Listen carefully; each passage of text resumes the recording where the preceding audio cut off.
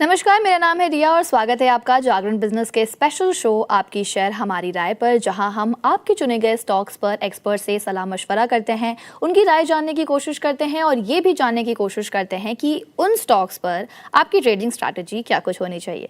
तो चलिए सवाल जवाब का सिलसिला आगे बढ़ाते हैं और स्वागत कर लेते हैं हमारे आज के गेस्ट के, जो हैं Pradeep Haldar, CEO PHD capital. Pradeep sir, welcome to the show. Thank you having me on your show. Good afternoon.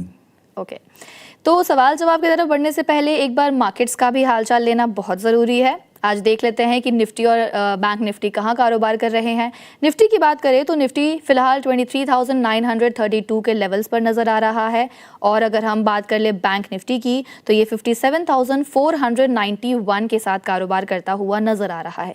दोनों ही निफ्टी और बैंक निफ्टी दोनों में हम एक दबाव देख रहे हैं। ओवरऑल मार्केट की भी अगर हम बात करें तो मार्केट में भी आज एक कंसोलिडेशन फेज नज़र आ रहा है। मार्केट रेंज बाउंड नज़र आ रहा है, गिरावट में ही है मार्केट। तो ऐसे मार्केट में सबसे पहले तो प्रदीप सर मैं जानना चाहूंगी कि निफ्टी और बैंक निफ्टी के लिए आपको कौन से सपोर्ट लेवल्स नजर आ रहे हैं और किन लेवल पर आज बैंक निफ्टी और निफ्टी अपनी क्लोजिंग दे सकता है। जी, देखिए, अगर हम देखेंगे कि आज से 4-5 दिन पहले एक गैप आप ओपनिंग हुआ था निफ्टी बैंक निफ्टी दोनों इंडेक्स में ही। उसके बाद कहीं ना कहीं गैप फिल करने नहीं आया था और हमारा कंसर्न यही था कि गैप एक बार फिल होना चाहिए। सो कहीं ना कहीं 23,630 एंड 23,700 के आसपास मुझे लगता है कि एक बार पॉसिबिलिटीज है कि आने वाला 3 से 4 दिन नीचे आ जाए एक बार index Nifty and Nifty Bank 57,490 के लेवल पे है। मुझे लगता है कि एक बार आपको 5600 700 56,400 तक आपको आते हुए दिखाई देंगे। रही बात आज का, क्योंकि 2 बजे से अभी 2-2:30 बजे से रिलायंस का वो एजीएम भी स्टार्ट होने वाला है। सो कहीं ना कहीं मार्केट का फोकस वहां पे रहने वाला है एंड जिस तरीके से अनाउंसमेंट अभी आ रहा है कि रिलायंस जियो का भी I think coming future IPO आ सकता है, एनएससी का आईपीओ आ सकता है। तो जब इतना बड़ा बड़ा अनाउंसमेंट होता है तो मार्केट में तो जो लिक्विडिटी है वो थोड़ा कहीं ना कहीं शिफ्ट होता है। अब देखेंगे स्पेसएक्स जब आईपीओ आया था उस टाइम पे भी सेम हुआ था कि ग्लोबल मार्केट में कहीं ना कहीं थोड़ा बहुत गिरावट, क्योंकि उसमें आईपीओ में उस वैल्यूएशन में बहुत सारा पैसा चला गया था। तो मुझे लगता है कि थोड़ा बहुत नेगेटिव व्यू आने वाला 3 से 4 दिन इंक्लूडिंग टुडे ऑल्सो रहने वाला है।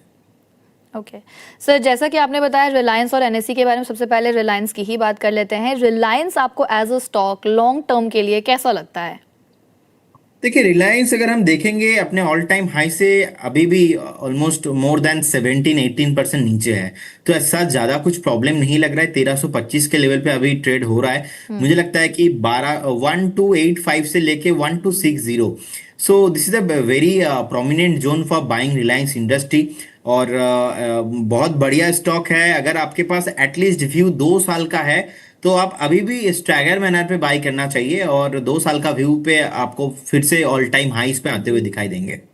ओके, सवाल जवाब का सिलसिला स्टार्ट करते हैं और लेते हैं पहला सवाल, जो है आयुष अग्रवाल का। वो पूछना चाहते हैं ग्लैंड फार्मा के बारे में। उनके पास 500 शेयर्स हैं एट 1800 रुपीज। शैल आई एग्जिट एट 2700 और 2900 या फिर अबव 3000?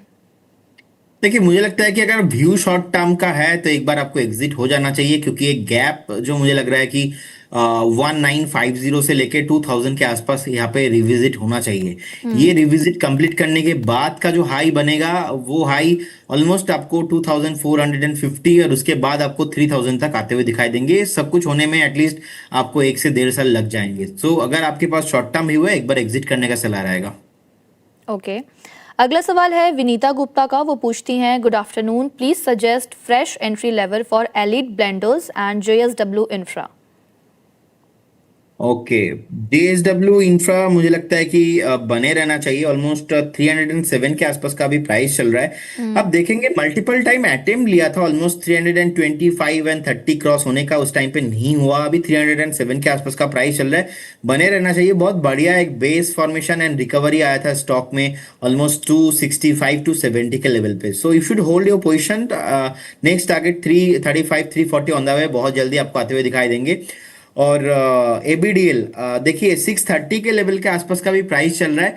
मुझे लगता है कि बने रहना चाहिए। और देखिए, दारू जिसको पीनी है ना वो आदत छोड़ेगा नहीं। तो मुझे लगता है कि चार्ट में भी देखेंगे almost near to breakout zone के आसपास है। 630 के लेवल पे है। आपको 850 से 900 का टारगेट बहुत जल्दी आते हुए दिखाई देंगे। होल्ड करने का सलाह रहेगा। Okay sir. वेबसोल सोलर है @112, सेजिलिटी @42। लॉन्ग टर्म व्यू क्या होना चाहिए प्रदीप सर आपका? वेब सोल एनर्जी अभी 105 के लेवल पे चल रहा है। एंड अगर हम देखेंगे, एक बेसिकली मॉर्निंग स्टार पैटर्न बना था वीकली चार्ट में, उसके बाद कंटिन्यूअसली हायर हाई फॉर्मेशन। लेकिन रिसेंटली जो टॉप बना था वहां पे एक शूटिंग स्टार कैंडलस्टिक फॉर्मेशन है 125 के आसपास। तो इसीलिए 125 ना क्रॉस हो नहीं पा रहा था क्योंकि वहां पे रेसिस्टेंस था। तो 105 के लेवल पे अभी चल रहा है। मुझे लगता है कि बने रहना चाहिए, ज्यादा कुछ प्रॉब्लम नहीं लग रहा है। 100 एक साइकोलॉजिकल लेवल पे स्टॉप लॉस मेंटेन कीजिए एंड होल्ड करने का सलाह रहेगा। और सैजिलिटी अभी 39 के लेवल पे है। मल्टीपल टाइम सपोर्ट 37 के आसपास आपको एक स्टॉप लॉस मेंटेन करना चाहिए। फ्रेश बाइंग या तो एवरेजिंग करने का गलती नहीं करना चाहिए। अभी चार्ट स्ट्रक्चर पॉजिटिव नहीं है, तो इतना बढ़िया अभी मार्केट मोटा मोटा बहुत सारे स्टॉक चल रहा है। तो कहीं ना कहीं ऐसे स्टॉक में ओवर पोजिशन रहना बहुत मुश्किल हो सकता है। तो that is why you need to maintain a strictly stop loss of 37 will be stop loss. बने रहिए। फ्रेश बाइंग एवरेजिंग रिकमेंडेशन नहीं रहेगा। ओके। अगला सवाल है गोविंद सिंह का। वो पूछना चाहते हैं कि I have 2 stocks, I am holding them since 8 month. Fisher है उनके पास 1060 shares at average price 35.80 and also Ask Auto 132 shares at 471। आपका 2 मंथ का नजरिया जानना चाहते हैं इन दोनों ही स्टॉक्स पर, Fisher and Ask Auto. Okay. Fisher में मैं सलाह नहीं दे पाऊंगा क्योंकि ये हमारे कवरेज में नहीं है। और आर्क्स ऑटो में मुझे लगता है कि you should definitely hold your positions, बने रहिए। एंड 468 के लेवल पे अभी चल रहा है। नेक्स्ट टारगेट यहाँ पे ऑलमोस्ट 530 तक आपको मूव आते हुए दिखाई देंगे। बेस बन चुका है और ब्रेकआउट नियर ब्रेकआउट जोन के आसपास ही है। सो होल्ड करने का सलाह रहेगा यहाँ पे। ओके। अगला सवाल है संगीता का। वो पूछना चाहती है आइनॉक्स पर कि क्या मैं आइनॉक्स में फ्रेश एंट्री ले सकती हूँ, और दूसरा स्टॉक जो है वो है सफारी इंडस्ट्रीज का। वो सफारी इंडस्ट्रीज के लिए आपकी शॉर्ट टर्म की राय मांगना चाहती है। देखिए, सफारी इंडस्ट्री में मुझे लगता है कि शॉर्ट टर्म में एक पॉजिटिव मोमेंटम आपको देखने को मिलेगा। ऑलमोस्ट बेस बन गया है और एक डबल बॉटम हुआ है यहाँ पे वीकली चार्ट में। तो नेक्स्ट जो रेसिस्टेंस है ऑलमोस्ट 1954 के लेवल के आसपास है। सो यहाँ पे फ्रेश मुझे लगता है कि आपको बने रहना चाहिए। मूव डेफिनेटली पॉसिबल है। और आइनॉक्स में Inox wind, Inox green, Inox क्या एनर्जी, नहीं, कौन इन्होंने कुछ भी मेंशन नहीं। आइनॉक्स इंडिया है actually, Inox India. Inox India, okay. जी।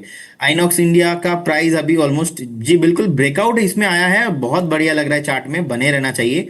यहाँ से भी मूव मुझे लगता है कि कंटिन्यू होगा। आपको मोटा मोटा 19-20% ऑलमोस्ट 2333 2333 का टारगेट यहाँ पे आपको मिलेंगे। 19 ऑलमोस्ट 19% के आसपास हो रहा है। लेकिन द प्रॉब्लम इस स्टॉक में एक तरफा रैली चल रहा है, प्रॉफिट बुकिंग नहीं आ रहा है। सो प्रॉफिट बुकिंग चाहिए। मतलब आप भागेंगे, कितना भाग पाएंगे? अगर मैं ड्राइव कर रहा हूं तो मुझे तो कहीं पे एटलीस्ट थोड़ा बहुत रुक के रुकना रेस्ट लेना पड़ेगा। पड़ेगा। वो रेस्टिंग टाइम आइनॉक्स इंडिया पे नहीं देखने को मिल रहा है। एंड दैट इज वाई मुझे लगता है कि अगर व्यू एटलीस्ट 1-2 हफ्ते का रहेगा, आप प्रॉफिट बुक कर लीजिए। व्यू अगर 2-3 महीने का भी है, 3 महीने का, मिनिमम 1 क्वार्टर, तो स्टॉक का पोटेंशियल है। एक बार आपको 2300 के ऊपर आते हुए दिखाई देंगे। ओके सर, अगला सवाल है विकी पाटिल का। वो बोलते हैं good afternoon Pradeep sir, what is your point of view on Chambal fertilisers and KPEL? KPEL में केपी एनर्जी एक बार एग्जिट करने का सलाह रहेगा। और लगातार एक जो चार्ट है यहाँ पे नेगेटिव ट्रेंड देखने को मिल रहा है। एंड मुझे लगता नहीं कि यहाँ पे कुछ भी हायर साइड में आना पॉसिबिलिटीज है, क्योंकि ओवरऑल देखेंगे कि जो ट्रेंड जून 2025 में स्टार्ट हुआ था 575 का टॉप लगाने के बाद, अगेन सेम चीज हम लोगों ने देखा है, सेम रेसिस्टेंस 461 में हुआ ऑलमोस्ट नवंबर 2025 में, एंड सेम अगेन कहीं ना कहीं रेसिस्टेंस क्रॉस नहीं हो पा रहा है 428 के लेवल पे। सो मल्टीपल टाइम्स अगर हम एक कैरेक्टर से एक बिहेवियर पर्टिकुलर कोई स्टॉक का पैटर्न में फॉलो कर रहे हैं, तो मुझे लगता है कि वो देखने के बाद भी रहना सही नहीं है, आपको एग्जिट कर जाना चाहिए। चंबल फर्टिलाइजर अभी 479 के लेवल पे है, अच्छा बेस बन